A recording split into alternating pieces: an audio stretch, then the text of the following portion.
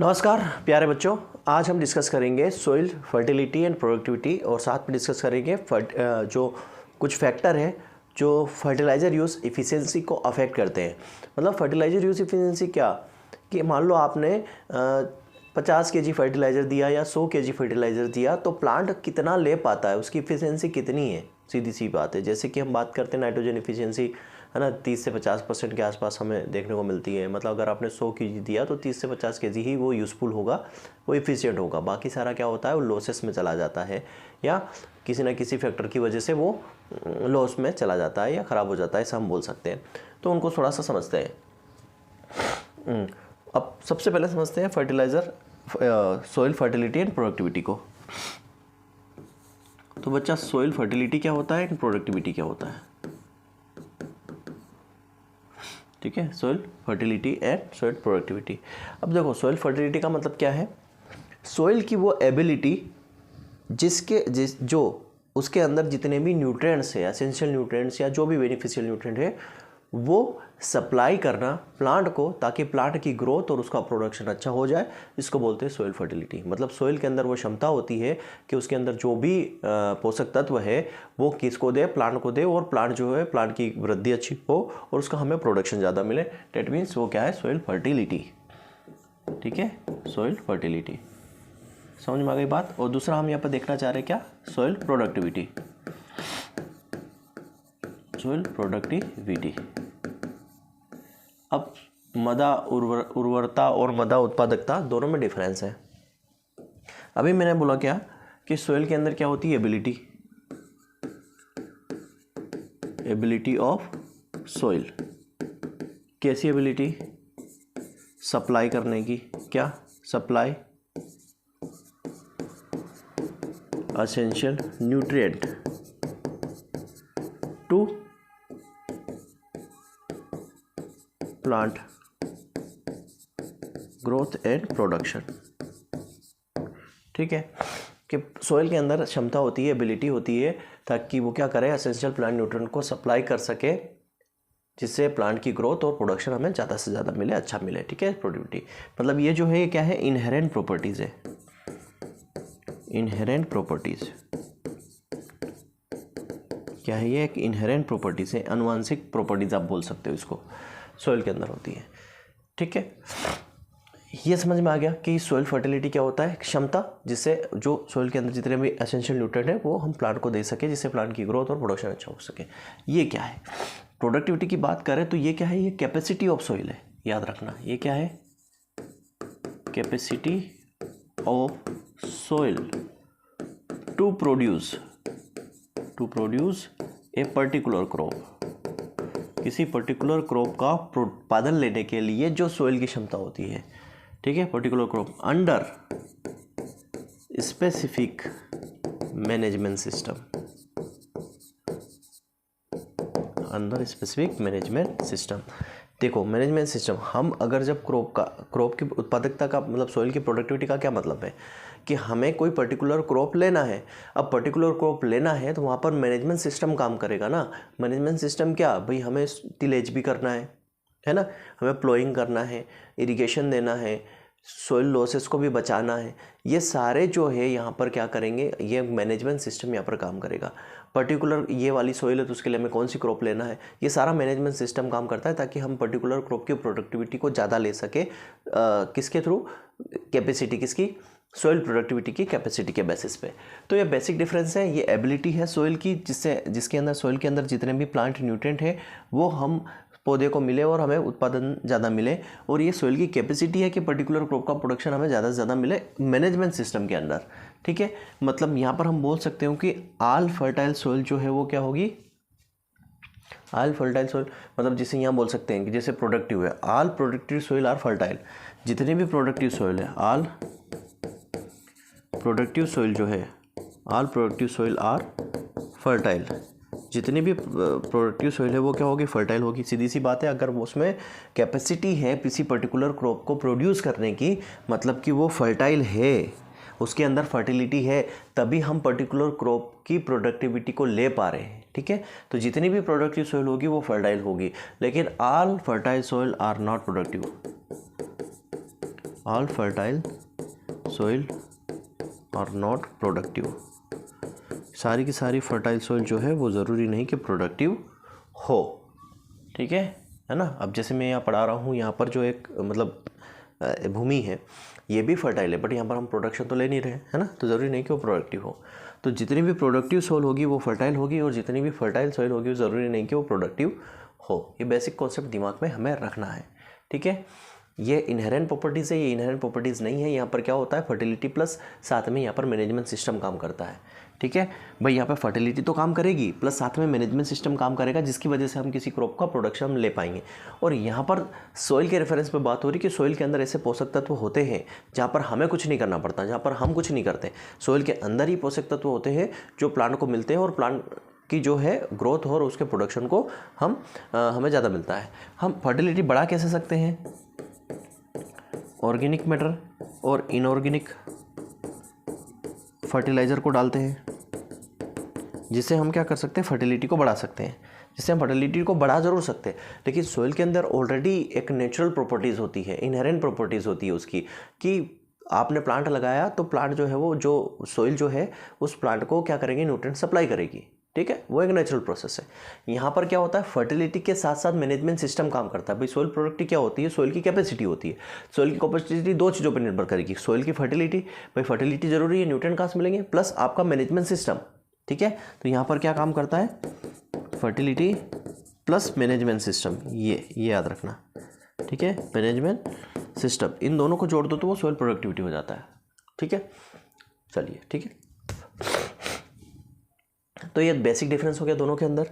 अब देखो यहाँ पर कुछ फैक्टर है सोइल फैक्टर, जैसे कि जो हमने बात की यहाँ पर सोइल फर्टिलिटी की, ठीक है, सोइल फर्टिलिटी की हमने बात की। तो सोइल फर्टिलिटी को कौन कौन से फैक्टर यहाँ पर डिपेंड करते हैं, देखो एक तो होना चाहिए एक soil depth, proper soil depth होना चाहिए, प्रॉपर सोइल डेप्थ होना चाहिए। क्यों प्रॉपर सोइल डेप्थ, ताकि क्या करें, रूट की ग्रोथ अच्छी हो, ठीक है। प्रॉपर सोइल डेप्थ होगी तो क्या होगी, रूट की ग्रोथ अच्छी होगी, है ना भैया। सोइल के अंदर हम 15 सेंटीमीटर तक प्लोइंग करते हैं, अलग अलग जो है क्लासिफिकेशन है क्रीडा के अकॉर्डिंग, भाई 5 से 15, 15 से 20, 25 से 30, इस तरीके की डेप्थ होनी चाहिए प्लोइंग की। इस जो डेप्थ इस तरीके की होनी चाहिए, क्रॉप का जो पैटर्न है वो रूट पैटर्न अलग अलग है, कोई डीप रूटेड है, कोई सेलो रूटेड है। तो सोइल डेप्थ जो है सफिशिएंट सोइल डेप्थ होनी चाहिए ताकि रूट की ग्रोथ प्रॉपर हो सके। फिर इंटरनल ड्रेनेज, इंटरनल ड्रेनेज, भाई बारिश हुई, सोइल के अंदर पानी भरता है ना, इस पोर्स होते हैं, माइक्रो पोर्स होते हैं, मैक्रो पोर्स होते हैं, पानी भर जाता है। तो इंटरनल ड्रेनेज अच्छा होना चाहिए ताकि क्या हो, सोइल के अंदर एरेशन बना रहे, हवा सोइल के अंदर बनी रहे, ठीक है। क्योंकि सोइल के अंदर एरेशन जरूरी है, ऑक्सीजन जरूरी है प्लांट रूट्स के लिए, प्लांट की रूट्स के लिए, ठीक है। तो इंटरनल ड्रेनेज वो अच्छा होना चाहिए। जो एसेंशियल न्यूट्रिएंट्स है वो अवेलेबल फॉर्म में होना चाहिए, जो एसेंशियल न्यूट्रिएंट्स क्या होना चाहिए, अवेलेबल फॉर्म में होना चाहिए, इन अवेलेबल फॉर्म, ठीक है। ये अवेलेबल फॉर्म में होना चाहिए, एसेंशियल न्यूट्रिएंट जो है वो क्या होना चाहिए, आपके अवेलेबल फॉर्म में होना चाहिए, ठीक है। सफिशिएंट ऑर्गेनिक मैटर होना चाहिए, ऑर्गेनिक मैटर जो है प्रॉपर होना चाहिए ताकि सोइल हेल्दी बनी रहे, सोइल का स्ट्रक्चर अच्छा रहे, ठीक है, वो होना चाहिए। सोइल का जो पीएच है वो प्रॉपर होना चाहिए, पीएच मतलब लगभग 6.5 से 7.5 हम बोल सकते हैं, या 5.5 से लेकर 7 जो पीएच है वो मोस्ट ऑफ द क्रॉप के लिए सूटेबल होता है। तो एक प्रॉपर ये होना चाहिए। तो ये कुछ फैक्टर्स हैं जो सोइल फर्टिलिटी को अफेक्ट करते हैं। अब बात करते हैं सोइल प्रोडक्टिविटी। सोइल प्रोडक्टिविटी के लिए कौन से फैक्टर यहाँ पर मेजरली काम करते हैं, देखो सोइल प्रोडक्टिविटी के जो मेजर फैक्टर्स हैं वो बहुत सारे हैं, ठीक है। क्योंकि यहाँ पर हम मैनेजमेंट सिस्टम की बात कर रहे हैं, किसकी बात कर रहे हैं, मैनेजमेंट सिस्टम की बात कर रहे हैं। तो मैनेजमेंट सिस्टम की बात कर रहे हैं, फर्टिलिटी प्लस मैनेजमेंट सिस्टम। तो मैनेजमेंट सिस्टम में वो सारे फैक्टर जो हम मैनेज करते हैं, है ना भैया, अगर उनको मैनेज नहीं करेंगे तो वो कहीं ना कहीं नुकसान करेंगे हमारी उत्पादन का या उत्पादकता को, प्रोडक्टिविटी को। तो वो सारे एक तरह से फैक्टर हो गए। जैसे सोइल की फिजिकल प्रॉपर्टीज़, सोइल की फिजिकल प्रॉपर्टीज़, सोइल की फिजिकल प्रॉपर्टीज़ मतलब जैसे उसका सोइल का स्ट्रक्चर हो गया, सोइल का टेक्सचर हो गया, सोइल की डेंसिटी हो गई, सोइल का कलर हो गया, ये सारे फैक्टर रिस्पॉन्सिबल होते हैं सोइल की प्रोडक्टिविटी के लिए। क्यों? क्योंकि हमने बोला कि ये मैनेजमेंट सिस्टम के अंदर आ रहा है ना, फर्टिलिटी तो है प्लस मैनेजमेंट सिस्टम। हमें पता है कि इस पर्टिकुलर सोइल जो है, इसमें इस पर्टिकुलर सोइल में ये वाली क्रॉप अच्छी होती है, इस पर्टिकुलर सोइल में ये वाली क्रॉप अच्छी होती है। इस क्रॉप का स्ट्रक्चर हम बदल सकते हैं ना टीलेज ऑपरेशन के थ्रू। हमें जो है क्लोड जो है, जो ढेलेज है, वो बड़े चाहिए या रफ सोइल चाहिए या स्मूथ सोइल चाहिए, किस प्रकार की सोइल चाहिए, तो ये सारे फैक्टर्स। तो सोइल फिजिकल प्रॉपर्टीज जितने भी हैं यहाँ पर, सोइल स्ट्रक्चर है, टेक्सचर है, सोइल की कलर है, सोइल की डेंसिटी है, सोइल की पोरोसिटी है, ये सारा। दूसरा बायोलॉजिकल फैक्टर में जैसे सोइल ऑर्गेनिज्म आ जाएगा, soil micro organism, soil micro organism है ना, ये भी रिस्पॉन्सिबल होते हैं, बेनिफिशियल जो माइक्रो ऑर्गेनिज्म होते हैं। ठीक है, केमिकल में आप लोगे तो सोइल का पीएच भी आ जाएगा। ठीक है, सोइल पीएच, सोइल का पीएच आ जाएगा। केमिकल प्रॉपर्टीज़ में लोगे, बायोलॉजिकल प्रॉपर्टीज़ हो गया, सोइल बाकी सारे आप ले सकते हो ना। टीलेज ऑपरेशन आएगा आपका, टीलेज आएगा, प्लस क्रॉप रोटेशन आएगा आपका, क्रॉप रोटेशन आएगा। जितने भी मैनेज प्रैक्टिस है, मतलब मैं एग्रीकल्चर प्रैक्टिसेस बोल सकता हूँ यहाँ पे, एग्रोनॉमिक प्रैक्टिसेस। एग्रोनॉमिक प्रैक्टिसेस का मतलब क्या है, आपका टीलेज हो गया, क्रॉप रोटेशन हो गया, ये सारा चीज़ आ जाएगी यहाँ पर। ठीक है, प्लस लास्ट वन आप बोल सकते हो soil erosion. Soil erosion, soil erosion भी क्या है, मृदा क्षरण भी एक फैक्टर्स है। ठीक है, अगर मान लो इससे क्या होगा, सोइल इरोजन होगा तो क्या होगा, सोइल की जो फर्टिलिटी उसका लॉस होगा, सोइल के ऑर्गेनिक मैटर का लॉस होगा, जो डिटोरिएशन है सोइल का वो होगा, है ना। तो हमारी सोइल ख़राब होगी तो हमें प्रोडक्टिविटी नहीं मिलेगी। क्लियर है? तो ये कुछ फैक्टर है जो रिस्पॉन्सिबल होते हैं सोइल प्रोडक्टिविटी के लिए। तो ये होता क्या है, soil fertility and soil productivity, ये हमने डिस्कस किया। यहाँ अब हम डिस्कस करेंगे क्या, fertiliser use efficiency.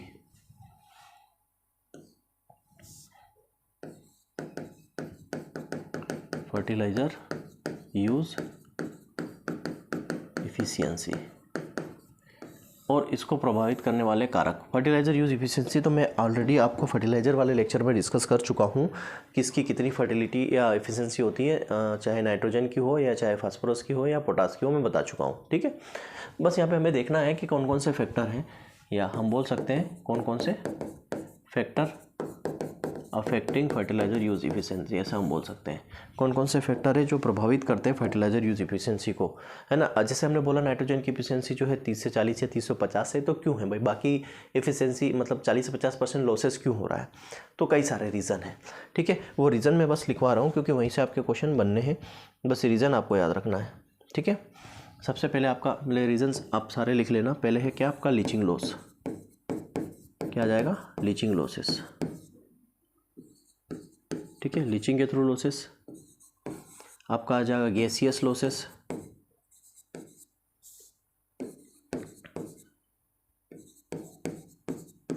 Gaseous losses किसके थ्रू, वेपोराइजेशन के थ्रू होता है। ठीक है, वोलेटिलाइजेशन के थ्रू। इसके बाद आ जाएगा immobilization, immobilization of fertiliser.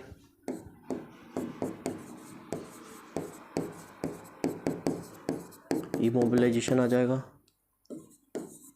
Interaction with other fertilizer, interaction with other fertilizer, दूसरे फर्टिलाइजर के साथ अगर हम मिक्स कर रहे हैं तो अदर फर्टिलाइजर के साथ इंटरेक्शन आ जाएगा। उसके बाद आपका क्या आ जाएगा, leaching loss, gaseous loss, immobilisation हो जाएगा, इंटरेक्शन विद अदर फर्टिलाइजर आ जाएगा, आपकी फिजिकल प्रॉपर्टीज़ आ जाएगी, केमिकल प्रॉपर्टीज़ आ जाएगी, physical properties of soil, physical properties of soil, है ना, chemical properties of soil, chemical properties of soil. ठीक है, और क्या हो सकता है आपका, प्लांट टाइप या क्रॉप टाइप, क्रॉप का पैटर्न आपका आ जाएगा। फिर आज आपका फर्टिलाइज़र टाइप आ जाएगा, फर्टिलाइज़र टाइप, और मेरे ख्याल से एप्लीकेशन मेथड,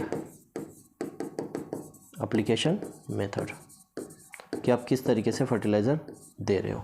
ठीक है, ये फैक्टर है जो फर्टिलाइजर यूज एफिशिएंसी को अफेक्ट करते हैं। Leaching losses, gaseous losses, immobilisation, interaction with other fertiliser, physical properties, chemical properties, crop type क्या है आपका, फर्टिलाइजर टाइप क्या है, और एप्लीकेशन मेथड्स। और आप बोल सकते हैं यहाँ पर आपका क्लाइमेट और weather condition,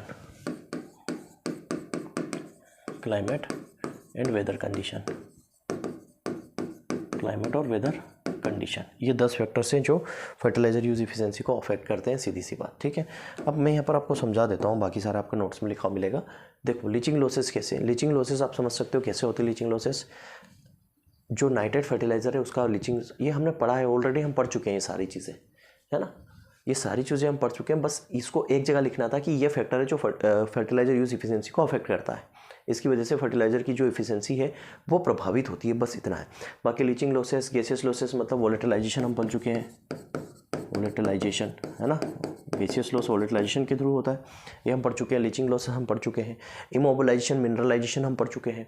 interaction with other fertiliser मतलब जब हम एक से ज़्यादा फर्टिलाइजर को मिक्स करेंगे तो क्या होगा, जो मेन फर्टिलाइजर है उसकी इफिशिएंसी ऑलरेडी कम हो जाएगी क्योंकि हमने किसी के साथ उसको मिक्स कर दिया है।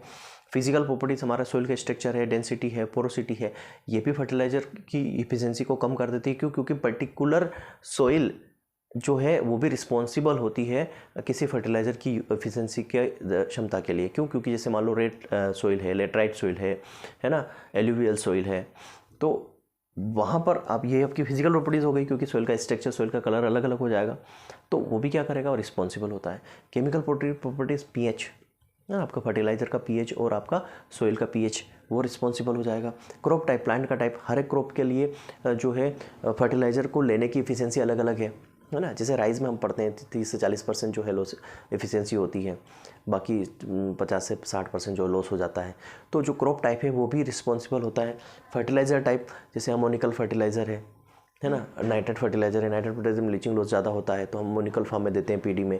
तो फर्टिलाइज़र भी जैसे अमोनिया और यूरिया की लीचिंग ज़्यादा होती है, तो ये भी क्या है, फर्टिलाइज़र भी रिस्पॉन्सिबल होते हैं वो कि उनकी एफिशिएंसी कितनी होनी है, ठीक है। एप्लीकेशन मेथड, जैसे हम बेसल डोज दे रहे हैं या फोलियर स्प्रे कर रहे हैं या टॉप ड्रेसिंग में दे रहे हैं, ये भी क्या करता है, रिस्पॉन्सिबल होता है फर्टिलाइजर यूज एफिशिएंसी के लिए।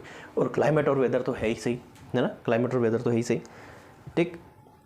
तो लीचिंग लॉस जैसे हमने बोला, नाइट्रेट फर्टिलाइजर की लीचिंग सबसे ज़्यादा होती है, ठीक है। नाइट्रेट फर्टिलाइजर जैसे इसको हम NO3 में देते हैं, NO3 माइनस में देते हैं, तो पैडी फील्ड में नाइट्रेट फर्टिलाइजर की लीचिंग आपने देखा, नाइट्रेट फर्टिलाइजर की लीचिंग ज़्यादा होती है।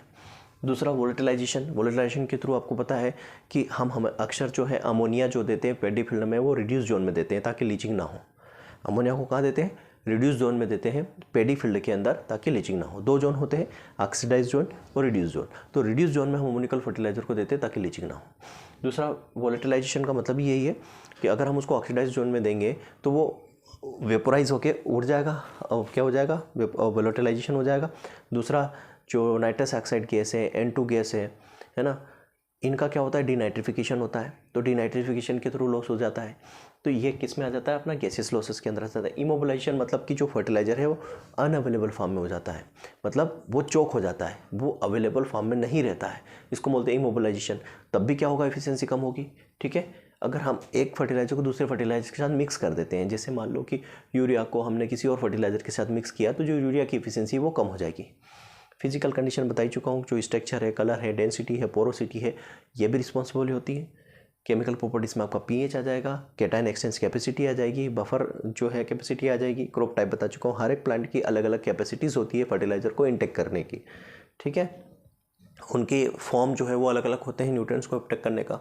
फर्टिलाइज़र टाइप के अंदर आप देखोगे, जैसे इसमें भी है इंट्रैक्शन हम करवाते हैं, जैसे अमोनिया का बेसिक स्लैग के साथ अगर और हम इंट्रैक्शन कराओगे, आपको मिलेगा अभी नोट्स के अंदर, अमोनिया का जो अमोनियम सल्फेट है, इसका अगर हम बेसिक स्लैग के साथ करवाते हैं इंट्रैक्शन, तो अमोनियम की जो कैपेसिटी है, इफिशिएंसी है, वो कम हो जाती है। अमोनिकल फर्टिलाइजर की जो इफिशिएंसी है वो कम हो जाती है, ठीक है। जैसे कि अभी मैं बताऊँ इमोबिलाइजेशन के बारे में बताएं, तो इमोबिलाइजेशन 3 तरीके से होता है। आपका केमिकली इमोबिलाइज हो जाएगा, बायोलॉजिकल इमोबिलाइजेशन हो जाएगा, मतलब फिजियोकेमिकल इमोबिलाइजेशन हो जाएगा, और फिजिकली इमोबिलाइजेशन हो जाएगा। मतलब जो न्यूट्रिएंट है वो अनअवेलेबल फॉर्म में चला जाएगा, जिसकी वजह से क्या होगा, आप प्लांट को नहीं मिलेगा, तो क्या होगा, उसकी एफिशिएंसी कम हो जाएगी, ठीक है। फिर इंट्रैक्शन विद अदर फर्टिलाइजर, अब जैसे अमोनियम सल्फेट का बेसिक स्लैग के साथ आपको नोट्स में मिल जाएगा, सुपर फास्फेट का बेसिक स्लैग के साथ, अमोनियम फास्फेट का बेसिक स्लैग के साथ जब हम इंट्रैक्शन करवाते हैं तो जो मेन फर्टिलाइजर है उसकी एफिशिएंसी कम हो जाती है, सीधी सी बात, ठीक है। एप्लीकेशन मेथड को भी मैं आगे डिस्कस करूँगा। फिर केमिकल और वेदर कंडीशंस, तो ये फैक्टर है बच्चा, इसके अंदर को आएगा कुछ नहीं, पूछा कुछ नहीं जाएगा, क्वेश्चन यही बनेगा कि इसमें से कौन सा जो है फैक्टर है वो जो फर्टिलाइजर यूज एफिशिएंसी को अफेक्ट करता है, तो ऑप्शन में आपको ये मिलेंगे, ठीक है। बाकी इनके अंदर क्या है वो मैं बता चुका हूँ कि ये लीचिंग लॉसेस हम पढ़ चुके हैं, नाइट्रेट फर्टिलाइज़र का ज़्यादा होता है, वोलेटिलाइजेशन जो है पैडी फील्ड में आपको वो देखने को मिलता है, इसलिए हम जैसे उसमें एंड टू हैंड डीनाइट्रिफिकेशन होता है। फिर इमोबिलाइजेशन हम पढ़ चुके हैं, अनअवेलेबल कंडीशंस हो जाती है, फर्टिलाइजर अनअवेलेबल फॉर्म में चला जाता है, इसलिए हम मिनरलाइजेशन करते हैं तो अवेलेबल फॉर्म में आ जाता है। इंट्रैक्शन विद अदर फर्टिलाइजर में आपको 4-5 ऐसे मिल जाएंगे, जैसे अमोनियम सल्फेट का बेसिक सेलेक्ट के साथ, फास्फेट का बेसिक सेलेक्ट के साथ, इस तरीके से हम इंट्रैक्शन करवाते हैं तो फर्टिलाइजर एफिशिएंसी कम हो जाती है। बाकी ये मैं अभी आगे और आपसे डिस्कस करूँगा कि किस किस पैटर्न से हम फर्टिलाइज़र को अप्लाई करते हैं। बाकी यही सारा आपको डिस्कस करना है, नोट्स में इसकी डिटेल आपको ज़रूर मिल जाएगी। ठीक है, ये लास्ट लेक्चर हमारा सोइल साइंस का, सोइल साइंस हमारा यहाँ पर कंप्लीट होने वाला है। अब हम बात करते हैं यहाँ पर मेथड ऑफ फर्टिलाइज़र एप्लीकेशन। ठीक है, मेथड ऑफ, ये भी एक फैक्टर है, हाँ, मेथड ऑफ फर्टिलाइज़र एप्लीकेशन, कि किस तरीके से आप फर्टिलाइज़र को अप्लाई कर रहे हो आपकी फील्ड में। मेथड ऑफ फर्टिलाइज़र एप्लीकेशन, किस मेथड से आप फर्टिलाइज़र को दे रहे हो आपकी फील्ड में, इसकी वजह से भी फर्टिलाइजर यूज एफिशिएंसी जो अफेक्ट करेगी। सोइल मॉइस्चर भी है, अगर आपने सोइल मॉइस्चर ज़्यादा दे दिया, कम दे दिया, तो भी क्या होगा, वहाँ पर फर्टिलाइजर यूज एफिशिएंसी अफेक्ट करेगी। जैसे नाइट्रोजन की हमने बोला 30 से 50% एफिशिएंसी होती है, फास्फोरस की जो है 15 से 20% आपको एफिशिएंसी मिलेगी, पोटास की 70 से 80% एफिशिएंसी मिलेगी, माइक्रोन्यूट्रिएंट की 1 से 2% एफिशिएंसी आपको मिलेगी। ठीक है, इस तरीके से आपको देखने को मिलेगा। सल्फर की 8 से 10% एफिशिएंसी आपके नोट्स में मिल जाएगा। देखो क्या बता रहा हूँ मैं, एफिशिएंसी की बात कर रहे हैं हम, नाइट्रोजन की लगभग 30 से 50%। ठीक है, फर्टिलाइज़र यूज एफिशिएंसी। पोटास की आपको मिलेगी 15 से 20%, और सॉरी फास्फोरस की, पोटास की मिलेगी आपको 70 से 80%, सल्फ़र की आपको मिलेगी 8 से 10%, और बाकी जो माइक्रो न्यूट्रिएंट है, बाकी जो आपके माइक्रो न्यूट्रिएंट्स हैं उनकी 1 से 2%। इस तरीके से आपको नोट्स में मिल जाएगा, और मैंने फर्टिलाइज़र के साथ भी आपको पढ़ाया हुआ है। बात करते हैं फर्टिलाइज़र डोज की। इसमें सारे आप मेथड लिख दो, बता दूंगा। एक होता है बेसल डोज, ठीक है, एक होता है आपका क्या, बेसल डोज। बेसल डोज के बाद आपका आता है क्या, deep placement of fertiliser. Deep placement, या डीप प्लेसमेंट ऑफ फर्टिलाइजर हो गया। डीप प्लेसमेंट के बाद आपका आ जाएगा localised placement. Localised placement, localised placement के बाद 4th नंबर पे आता है आपका कॉन्टैक्ट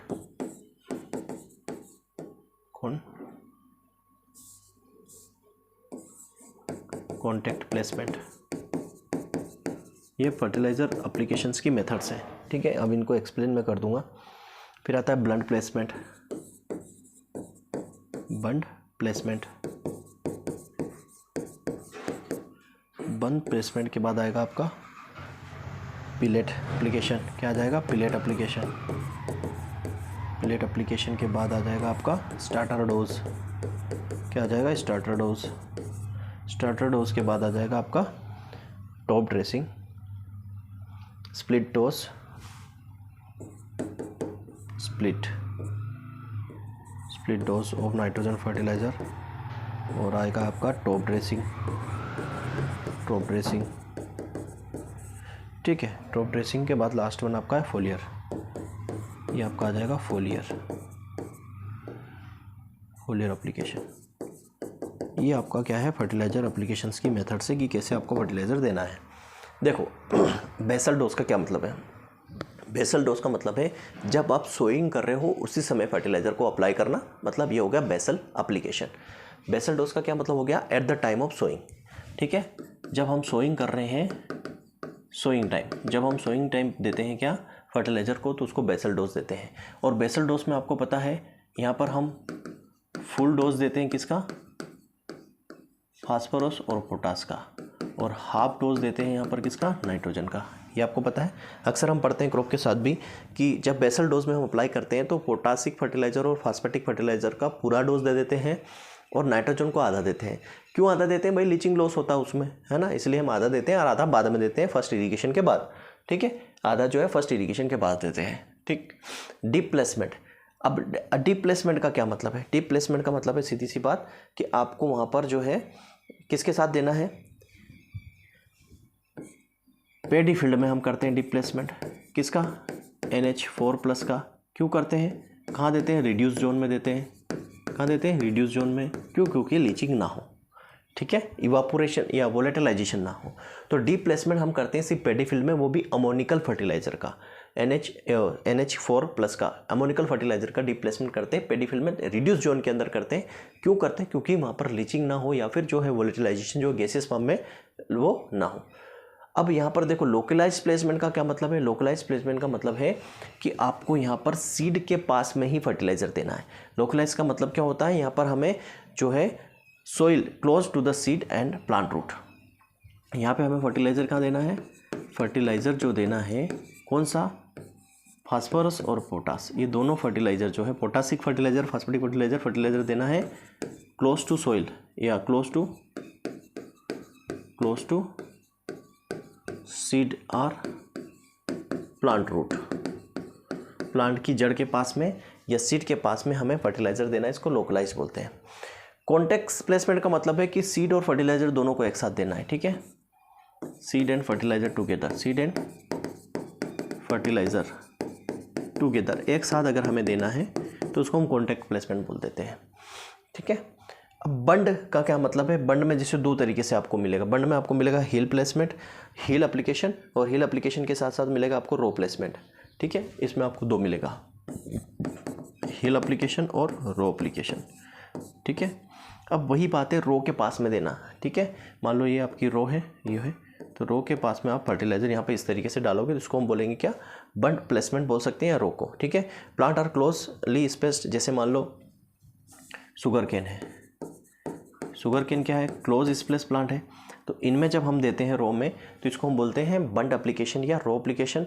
और जैसे मान लो हमारा वाइड स्पेस वाले जैसे कॉटन है, हील मतलब हो गया कॉटन है, तो यहाँ पर समझ में देखो क्या है, इस तरीके से बनाता हूँ, ये हमारी क्या हो गई हील और ये हमारी रो, तो रो में देंगे कहाँ पर, यहाँ पर, और हील में देंगे कहाँ पर, कॉटन में, समझ में आ गई बात। इसको बंड में पिलेट एप्लीकेशन करते हैं हम नाइट्रोजन फर्टिलाइज़र का, याद रखना, नाइट्रोजन फर्टिलाइज़र का 2.5 सेंटीमीटर डीप में हम देते हैं, इसको बोलते हैं पिलेट फॉर्म में देते हैं, याद रखना, किस में, पिलेट फॉर्म में देते हैं नाइट्रोजन फर्टिलाइज़र को 2.5 सेंटीमीटर गहराई में।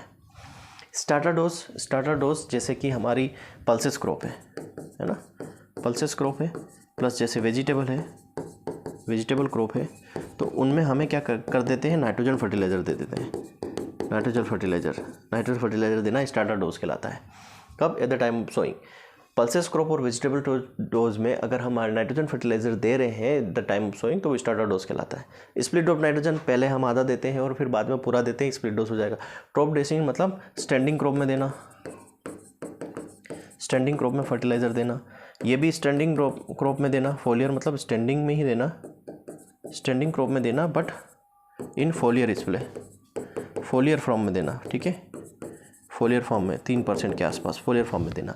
स्टैंडिंग क्रॉप में मतलब हमें छिड़काव है, ग्रेनुअल ही दे रहे हैं, दानेदार ही दे रहे हैं, लेकिन छिड़क के दे रहे हैं, ठीक है।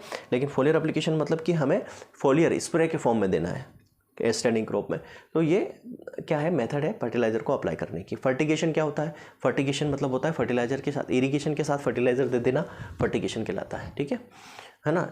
न्यूट्रिगेशन भी होता है, इरिगेशन के साथ आप अगर न्यूट्रिएंट दे रहे हैं तो न्यूट्रिगेशन हो जाएगा। तो फर्टिगेशन, न्यूट्रिगेशन, इस तरीके की जो है ये चीज़ें आती हैं। तो बच्चे यहाँ पर हमारा सोइल साइंस कंप्लीट होता है। ये लास्ट लेक्चर था, ठीक है। मिलते हैं नेक्स्ट टॉपिक के साथ। Thank you very much. जय हिंद, जय भारत।